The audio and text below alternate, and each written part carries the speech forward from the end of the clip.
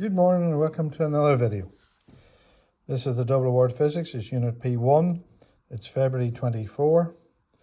So again, we're looking for 70 marks. You should be knowing what you're looking for. Again, what have I got at the back of this? I have the mark scheme. You should have this printed off. Told you to get ink and a printer. You should have the mark scheme, and you should work either along with me on your own and then do it. So let's go through this one. It says a container is used to store 0.27 kilograms of hydrogen gas. The density of hydrogen gas is that, so we know that the density of a gas is very small. The density of water is 1,000 kilograms per cubic meter. So 1,000 litres of water is 1,000 kilos, which is 1 metric ton. Just for your information, the density of air that you're all breathing now is about 1.2 kilos per cubic meter. Usually in a large room, there's more air in it than there is of you. Calculate the volume of hydrogen in the container. Again, learn it. Kilograms per meter cubed.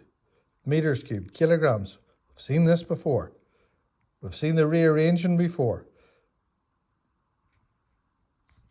I want the volume.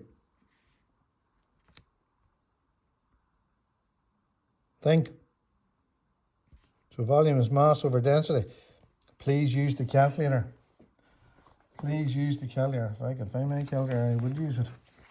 Look, don't get it wrong because of either Mars bars, fingers, or because you couldn't be bothered. Yes, you do the calculations. The hydrogen gas is cooled, turns into liquid hydrogen.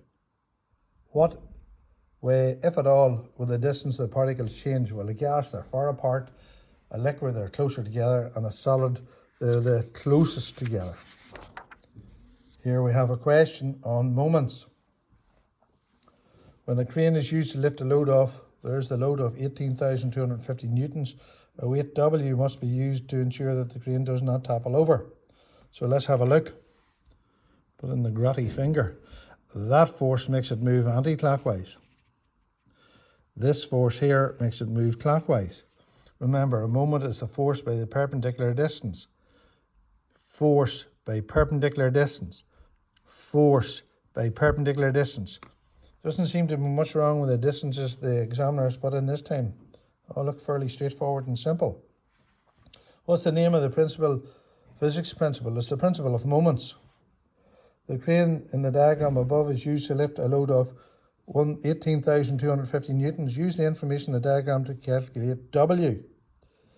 Looking for marks here. So W by 4 is equal to 18,250 by 12. Now, if you can't rearrange these formulas, look, foolproof. Well, there's fools out there that'll prove me wrong. Foolproof isn't foolproof. Have a look. You look it down. Stop the video, have a look.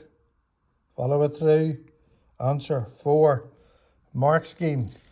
Let's see what the mark scheme says. Mark for writing the equation down. A mark for each side. The mark for the answer. 4 marks. 1, 2, 3, 4. Newtons. Newtons. Tickety boo. So there's another question done. Oh, it's not really. What direction of the moment is W? Well, we did this at the start. Let's have a look. Anti-clockwise. Let's do the next one. The weight W must be kept at 4 meters from the pivot. The crane has to lift a load greater than 18,250. In which direction must the load be moved? To make that moment stays the same. If the load's bigger and keep the moment the same, you have to move it towards the pivot.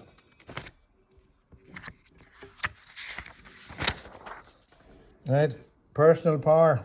Let's have a look. Did this experiment. Need to know the mass, use a balance. You need to know the time to run up, use a stopwatch. You need to know the height of the stairs. The total height of the stairs is the number of the stairs by the height of one stair. What sort of energy does you get? Potential energy, mgh. Know the mass from the balance. You're on the planet Earth. Well, some of you, sometimes I think not. The total height that you run up and the time taken from the stopwatch. Read down through, capital letters, full stops. You have to do it right.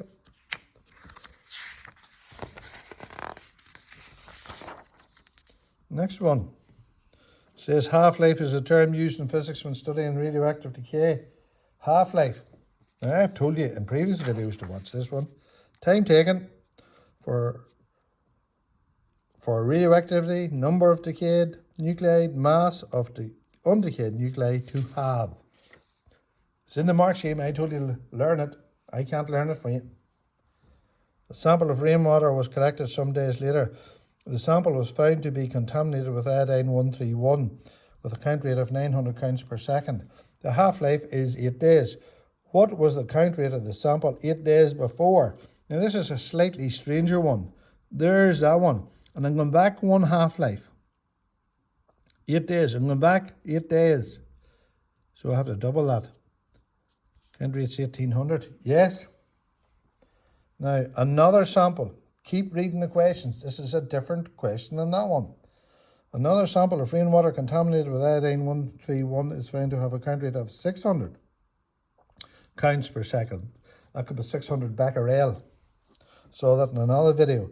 Calculate how many days it takes the sample to do 150 counts per second. 600, 300, 150.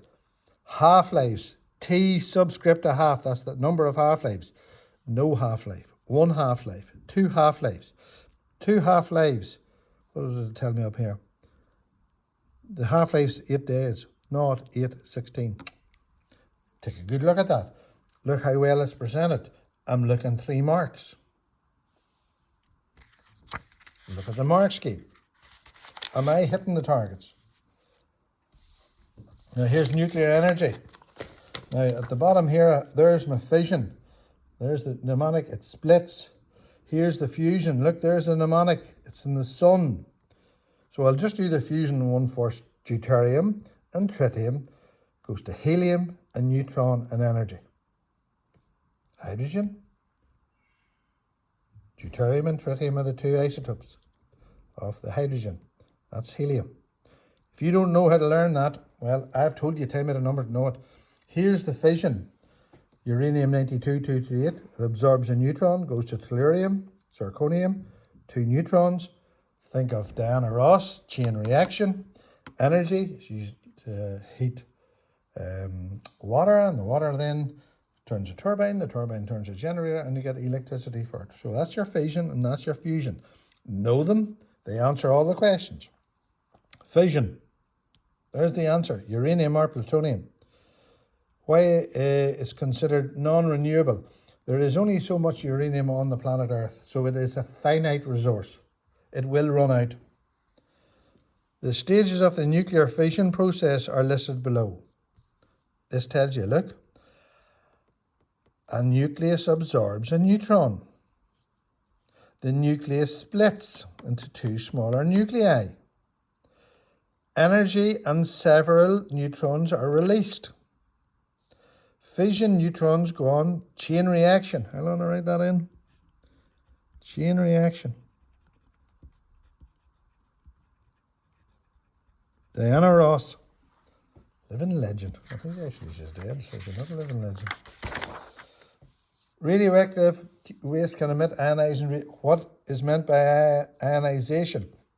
An electron is lost or gained. That's what ionization by a neutral atom. So here we are, look. Neutral atom, look at his vest, Na, neutral atom. Same number of protons, electrons.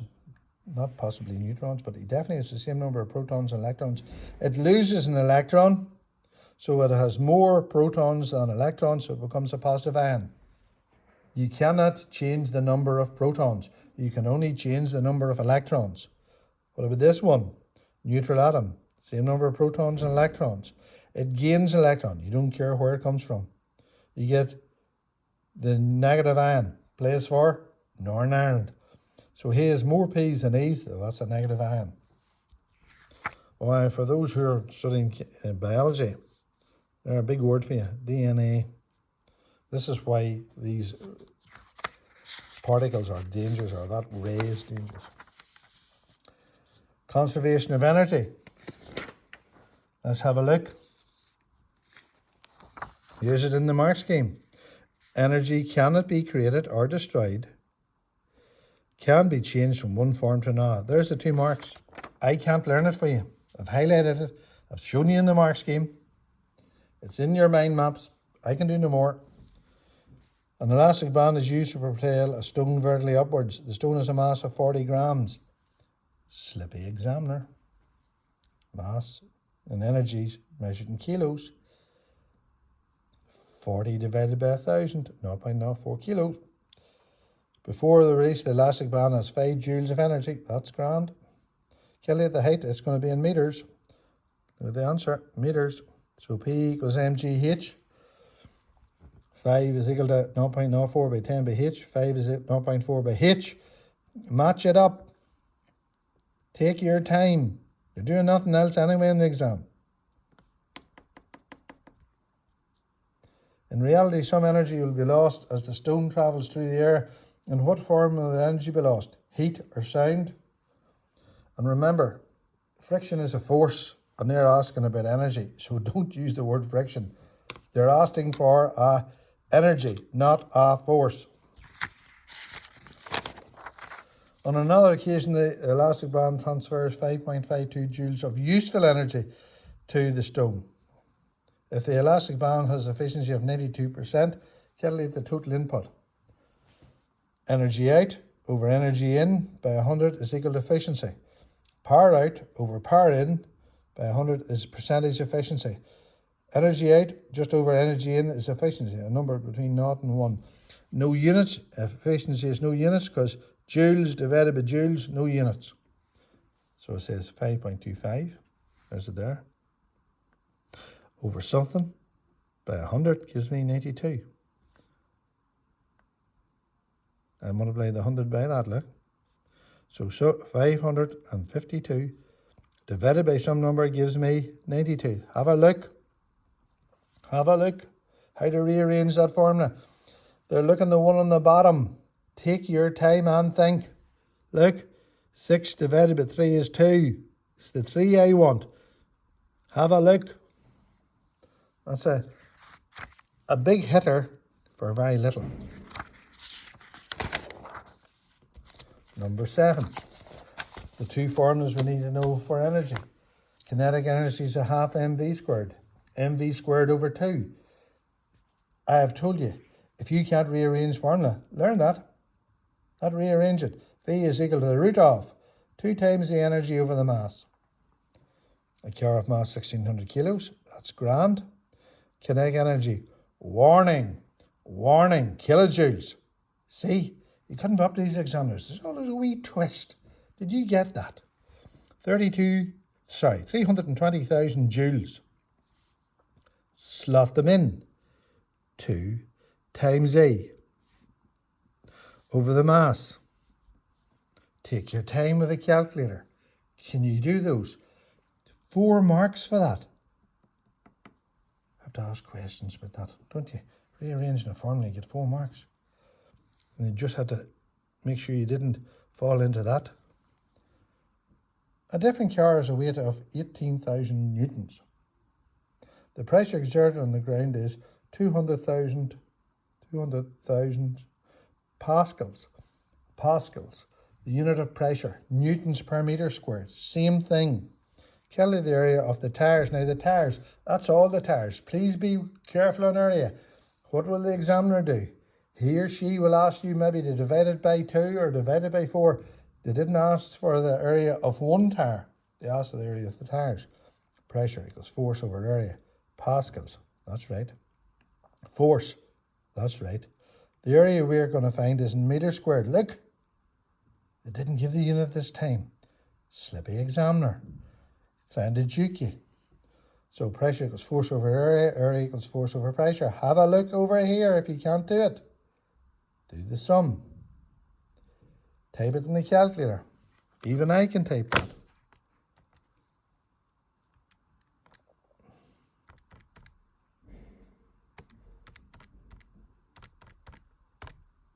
No. You get all them things.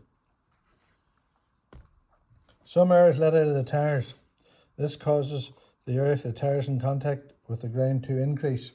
The saddles who do off-roading, they can leave their tires down to even about 10 pounds per square inch, so that the area is bigger, so they get a bigger grip.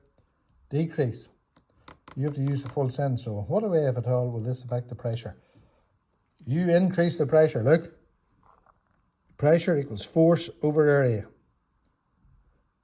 What's the relationship between the pressure and the area? Big area, small pressure. Small area, big pressure, assuming the force remains the same.